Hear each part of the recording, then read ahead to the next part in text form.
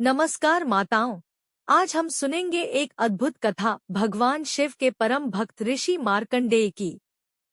यह कथा न केवल भक्ति और श्रद्धा का संदेश देती है, बल्कि गर्भ संस्कार का महत्व भी समझाती है।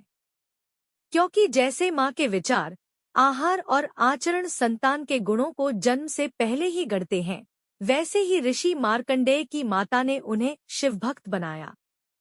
बहुत समय पहले मृकंड ऋषि और उनकी पत्नी मरुद्वती संतानहीन थे। उन्होंने कठिन तपस्या करके भगवान शिव की आराधना की। शिवजी प्रसन्न होकर प्रकट हुए और वरदान दिया, हे ऋषि, तुम्हें एक तेजस्वी पुत्र मिलेगा। परंतु दो विकल्प हैं। पहला, संतान अत्यंत विद्वान और गुणी होगा, परंतु उसकी आयु केवल 16 वर्ष होगी। दूसरा, साधारण बुद्धि वाला पुत्र होगा, परंतु दीर्घायु होगा। माता पिता ने कहा, हमें विद्वान और तेजस्वी संतान चाहिए, चाहे आयु कम क्यों न हो। इस प्रकार माता मरुद्वती ने दिव्य गर्भ धारण किया।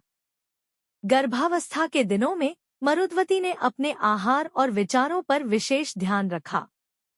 वे प्रतिदिन शिव मंत्र नमः शिवाय का जाप करती, सात्विक भोजन और शांति से जीवन बिताती, भगवान शिव की कथाएं सुनती और गर्भस्थ शिशु को भी सुनाती। यही संस्कार गर्भस्थ शिशु के हृदय में उतर गए। इसलिए जन्म से ही वह बालक असाधारण तेजस्वी और भगवान शिव का परम भक्त बना। यह शिक्षा हर माँ के लिए है। गर्भ के दिनों में माँ जो सुनती, सोचती और करती है, वही गुण शिशु में आते हैं। समय आने पर मरुद्वती ने एक सुंदर, तेजस्वी पुत्र को जन्म दिया। ऋषियों ने उसका नाम रखा मार्कंडेय। बालक जन्म से ही दिव्य आभा से युक्त था। जैसे जैसे बड़ा होता गया, वह शिवजी का ध्यान करता, भजन गाता और वेदशास्त्रों में निपुण हो गया। जब मार्कंडेय की आयु 16 के निकट पहुंची, माता पिता चिंतित हो उठे। उन्होंने बालक को बताया, बेटा, तुम्हारी आयु बहुत कम है, हम चिंतित हैं। मार्कंडेय ने मुस्कुराकर कहा, माता पिता, चिंता मत कीजिए, मैं अपने आराध्य भगवान शिव की शरण में जाऊंगा। वे अवश्य मेरी रक्षा करेंगे। निर्धारित समय पर यमराज बालक की प्राण लेने आए। मार्कंडेय मंदिर में शिवलिंग के सामने बैठकर नमः शिवाय का जाप कर रहा था। यमराज ने फांसी का फंदा डाला, परंतु वह शिवलिंग पर गिर पड़ा। तभी शिवलिंग फट गया और स्वयं महादेव प्रकट हुए।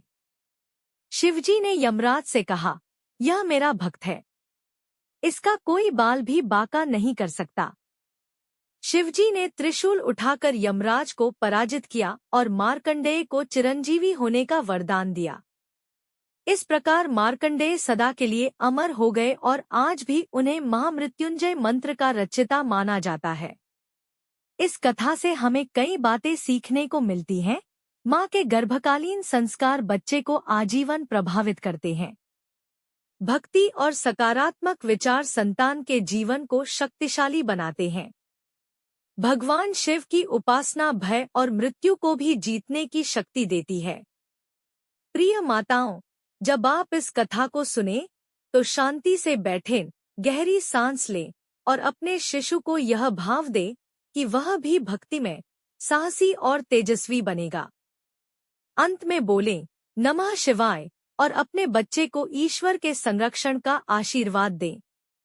यह थी भगवान शिव भक्त मार्कंडेय जी की गर्भ कथा। यह कथा गर्भवती माताओं के लिए शक्ति, विश्वास और सकारात्मक ऊर्जा से भर देती है।